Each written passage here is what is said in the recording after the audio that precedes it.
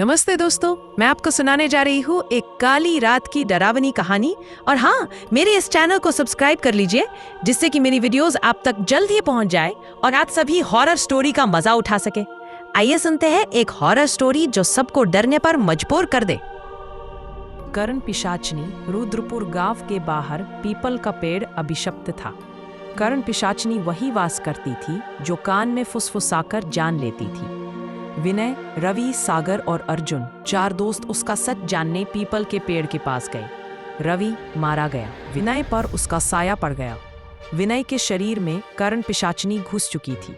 सुबह गांव में रवि की लाश मिली। तांत्रिक भैरवनाथ ने चेताया, पिशाचनी अब किसी की देह में समा चुकी है।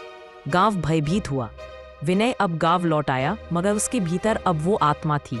उसने ऐलान किया, अब मैं इस गांव की मालकिन हूँ। हर रात एक आत्मा मेरी होगी।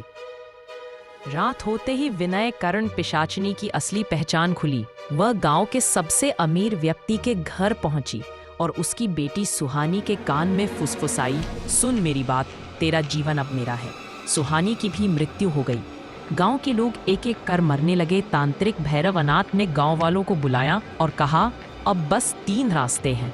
1, पीपल के पेड़ की जड़ें जलाओ।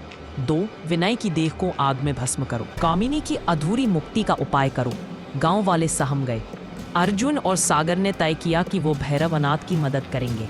भैरवनाथ ने कामिनी के अतीत का पूरा राज बताया।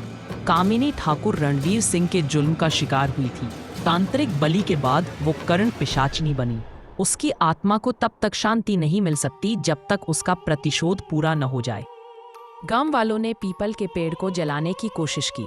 जैसे ही आग लगाई गई, तेज हवाएं चल पड़ी। आग बुझ गई। फिर अचानक पेड़ से काली धुंध निकली और कई लोगों को मौत की नींद सुला दिया। अर्जुन और सागर विनय के घर पहुंचे। अब विनय पूरी तरह पिशाचनी बन चुका था। उसने कहा, अब कोई मेरा कुछ नहीं बिगाड़ सकता। अगले 3 दिनों में पूरा गांव मेरी जागीर होगा। भैरवनाथ ने विनय की देह को जलाने का उपाय बताया। गांव वाले विनय को पकड़ने गए। जैसे ही पकड़ने की कोशिश की, पिशाचनी का रूप निकलकर 10 लोगों को मार डाला। विनय वहां से गायब हो गया। भैरवनाथ ने बताया, कामिनी की आत्मा तभी शांत हो सकती है जब ठाकुर रणवीर सिंह के वंशज को उसकी आत्मा के आगे समर्पण कर शाप मुक्ति मांगे। ठाकुर रणवीर का इकलौता वंशज था रुद्र सिंह, जो शहर में था।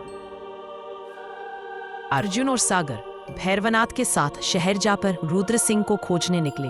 कड़ी मशक्कत के बाद उसे ढूंढा गया। रुद्र सिंह को सारी सच्चाई बताई गई। वो डर गया, मगर भैरवनाथ ने कहा, अगर नहीं गया तो तेरा अंत भी तय है। रुद्र सिंह गांव लौट आया। विनय, कर्ण पिशाचनी अब गांव के बीचों बीच तांडव कर रही थी। हर रात उसकी फुसफुसाहट से लोग मर रहे थे। भैरवनाथ ने सबको मंदिर में शरण दी। रुद्र सिंह को मंत्रों से तैयार कर पीपल के पेड़ के पास भेजा गया। रुद्र सिंह पीपल के पेड़ के नीचे पहुंचा। वह कांपते हुए बोला, कामिनी, मैं तेरा अपराधी हूँ। मेरी वंश परंपरा ने तुझ पर अन्याय किया। मैं अपने पाप स्वीकार करता हूँ, मुझे क्षमा कर। कामिनी की आत्मा प्रकट हुई। उसने फफक कर कहा, मेरा न्याय मिलेगा क्या?